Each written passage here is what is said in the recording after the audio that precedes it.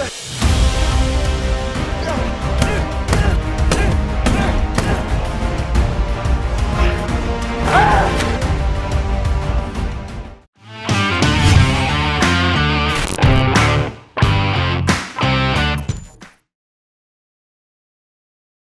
Yorobun, selamat datang di EMP Channel. Kali ini kita akan membawakan alur cerita dari film Midnight Runners yang dirilis pada tahun 2017. Tapi sebelum masuk ke ceritanya, silahkan di-subscribe dan nyalakan lonceng notifikasinya agar channel ini bisa menyediakan alur cerita yang lebih menarik lagi. Tanpa banyak basa-basi, langsung saja kita masuk ke alur ceritanya. Film diawali dengan adegan para orang tua yang mengantarkan anak-anaknya untuk menempuh pendidikan di Universitas Kepolisian Nasional Korea Selatan. Calon taruna harus mengikuti aturan kampus yang berlaku, seperti memotong rambut dengan ukuran tertentu, latihan fisik, dan disiplin. Cerita dari film ini berfokus pada siswa yang bernama Gi-jun dan Hyul. Gi-jun merupakan sosok yang belak-belakan, tidak berpikir panjang dan lugas. Berbeda dengan Hyul yang lebih terencana, banyak berpikir, kaku, dan tidak terbiasa mengungkapkan isi pikirannya secara langsung. Di awal pertemuan, mereka memperlihatkan hubungan yang tidak begitu baik. 중동 30반 Tibalah hari final pelatihan, di mana mereka diharuskan untuk berlari naik dan turun gunung selama 1 jam.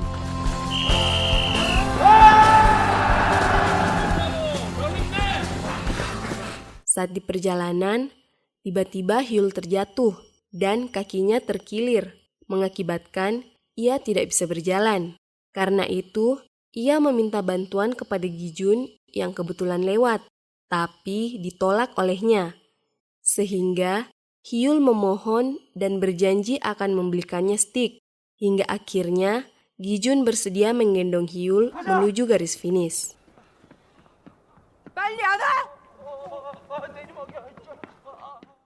Mereka pun menjadi orang terakhir yang sampai di garis finish. Namun, bukannya dihukum, mereka malah disuruh untuk beristirahat, dan taruna lain yang mendapat hukuman, karena mengabaikan orang yang membutuhkan pertolongan.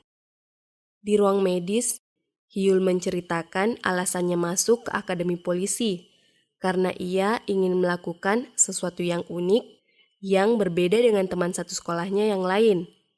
Sementara Gi-jun menceritakan alasannya masuk ke Universitas Kepolisian karena biayanya yang gratis. Hingga di tengah percakapan, Gi-jun menagih janji Hyul untuk makan stik. Setelah lolos dari seleksi, mereka pun resmi menjadi mahasiswa Akademi Kepolisian.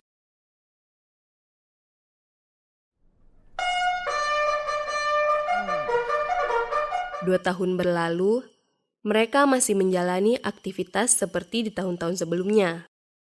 Gi-jun dan Hyul sudah terbiasa dengan aktivitas sehari-harinya, namun perasaan jenuh mulai timbul.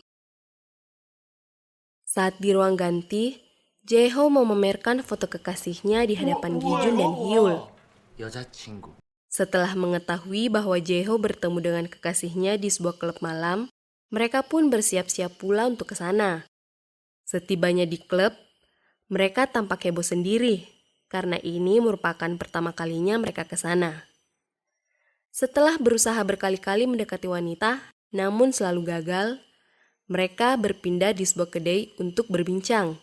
Hingga akhirnya, mereka memutuskan untuk pergi bermain game. Di perjalanan menuju tempat game, Gi-jun dan Hyul bertemu dengan seorang wanita cantik. Mereka pun mengikuti gadis tersebut untuk berkenalan. Namun tiba-tiba, mereka melihat gadis itu dipukul hingga pingsan, lalu dimasukkan ke dalam mobil. Gi-jun dan Hyul bergegas untuk mengejarnya, namun gagal. Gi-jun kemudian menelpon 911 dan menjelaskan apa yang telah terjadi. Tak hanya itu, mereka juga ke kantor polisi untuk membuat laporan. Namun di sana, mereka disuruh menunggu karena tim yang menangani kasus penculikan sedang terburu-buru untuk menangani kasus lain. Karena tidak mendapat bantuan, akhirnya mereka bertekad untuk mencarinya sendiri. Bermodalkan pengetahuan yang didapat dari kampus, mereka kembali ke TKP dan menemukan sebuah kantong berisi topoki yang dibawa oleh wanita tadi. 떡볶이. Gijun dan Hyul pun mendatangi satu persatu penjual topoki yang dibeli wanita itu. Setelah mengunjungi beberapa toko, akhirnya mereka menemukannya. Mereka mendapat informasi bahwa gadis itu bekerja di sebuah salon pembersih telinga. Hyul mendapat tugas untuk masuk dan mencari informasi, sedangkan Gijun bertugas untuk berjaga di depan apabila polisi patroli datang. Singkat cerita, saat telinga Hyul dibersihkan, tiba-tiba datang 2 orang polisi sedang berpatroli ke salon tersebut. Untuk mengalihkan perhatian polisi tersebut, Gijun pun mengejek mereka, hingga terjadilah aksi saling kejar-kejaran. Di tempat lain, Hyul akhirnya berhasil mendapatkan informasi mengenai wanita yang diculik tadi. Wanita itu bernama Yunjung.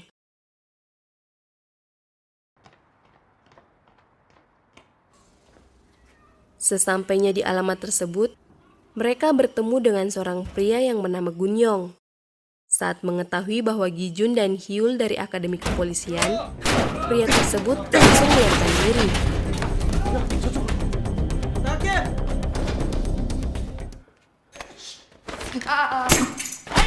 Namun akhirnya berhasil ditangkap oleh Hyul. Akhirnya terungkap bahwa Gunyong menjual Yunjung kepada seseorang yang bernama Gunho. Gijun dan Hyul akhirnya mendapatkan kartu nama penculik tersebut. Tak lama, mereka pun sampai di tempat tujuan. Mereka masuk ke salah satu tempat makan. Di sana, Gijun mencoba menghubungi Gunho, tapi bodohnya, Gijun lupa untuk mematikan ponsel tersebut. Hingga akhirnya mereka ketahuan. Walaupun hanya memiliki kemampuan bela diri yang pas-pasan, tapi Gijun dan Hyul berhasil mengalahkan para penculik itu. Mereka kemudian memaksa Gunho untuk menunjukkan lokasi Yunjong. Sesampainya di lokasi, Gijun dan Hyul kaget ketika mengetahui bahwa bukan cuma Yunjong yang diculik, tapi masih banyak wanita-wanita lain yang diculik untuk diambil sel telurnya dan dijual. Saat hendak membawa salah satu korban ke rumah sakit, mereka dihadang oleh sekelompok preman yang tak lain adalah komplotan penculik tadi. Tak lama kemudian, bos dari penculik tersebut datang dan menghajar Hyul dan Gijun habis-habisan.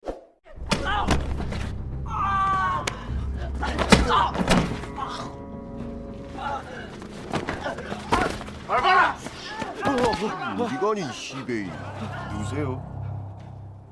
경찰이다. 시베이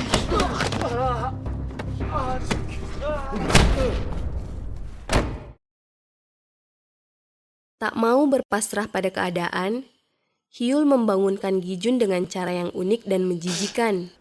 Setelah berhasil turun dari gantungan, mereka segera kabur lalu melewati para penjahat yang sedang tertidur. Namun, karena alarm jam tangan Gijun berbunyi, membangunkan komplotan penculik tersebut.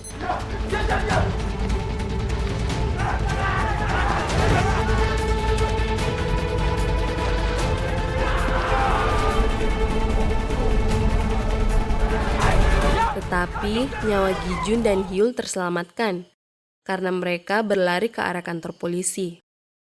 Gijun dan Hyul masuk untuk meminta bantuan, namun polisi tersebut terlalu taat pada peraturan hingga terjadi perdebatan antara keduanya yang membuat polisi itu melepaskan tembakan penyetrum pada Gijun dan Hyul. Keesokan harinya, datanglah Profesor Yang Sung-il untuk menjemput mereka. Setelah itu, Hyul menceritakan semua yang diketahuinya kepada Profesor Yang. Mereka pun bergegas ke TKP. Namun sesampainya di sana, mereka mendapati tempat tersebut sudah kosong. Setelah melihat kondisi TKP, Profesor Yang kemudian meminta bantuan ke unit investigasi Regen untuk menyelidiki kasus tersebut. Namun yang menjadi kendala adalah kasus ini tidak bisa ditindaklanjuti dengan segera, karena tim yang berkaitan juga sedang menangani kasus lain. Mendengar hal tersebut, Gi-jun dan Hyul kecewa. Mereka kemudian memohon agar diberikan izin untuk mencari gadis-gadis tersebut. Namun hal itu ditolak oleh Profesor Yang. Hyul pun lalu memberitahu Profesor Yang bahwa ia mengetahui nomor plat mobil penculik itu. Profesor Yang kemudian menelpon temannya untuk melacak mobil tersebut. Setelah dicek, ternyata mobil yang dipakai para penculik itu tidak terdaftar. Temannya pun menyarankan untuk mengecek CCTV secara manual. Namun, mereka harus mengajukan permintaan resmi ke pusat CCTV. Profesor Yang kemudian membujuk Gi-jun dan Hyul untuk tidak terlibat dengan masalah ini dan menyerahkan kasus tersebut ke pihak yang berwenang. Mereka pun kembali ke asrama. Bukannya melupakan kejadian itu, mereka malah terus memikirkannya. Setelah mengetahui dari Jae-ho bahwa Medusa bekerja di pusat CCTV, tanpa berpikir panjang, mereka pun segera menghubunginya dan meminta bantuan. 예, 감사합니다. 감사합니다. 선배님. Setelah itu, mereka pergi meminjam perlengkapan kepolisian untuk menghadapi para penculik tersebut. Sembari berlatih dengan keras,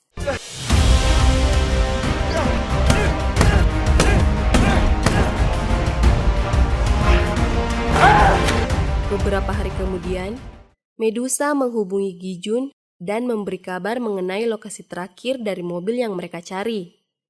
Namun yang mencurigakan, di belakang mobil tersebut diikuti mobil dengan logo Klinik Kandungan H, dan ternyata benar bahwa rumah sakit tersebut melakukan hal ilegal. Gi-jun dan Hyul bersiap-siap menuju ke klinik. Saat mereka sampai, terjadilah perkelahian antara Gi-jun dan Hyul melawan para penculik.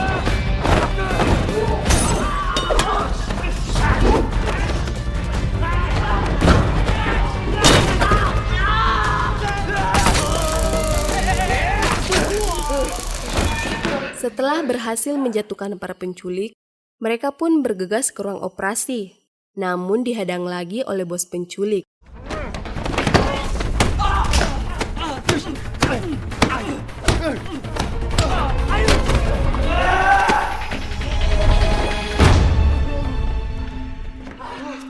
Walaupun tampak babak belur, namun mereka berhasil memborgol bos preman tersebut. Sesampainya di ruang operasi, Gi-jun dan Hyul berhasil mencegah dokter untuk melakukan tindakan operasi. Setelah menemukan seluruh gadis-gadis yang diculik, mereka pun menghubungi Profesor Yang.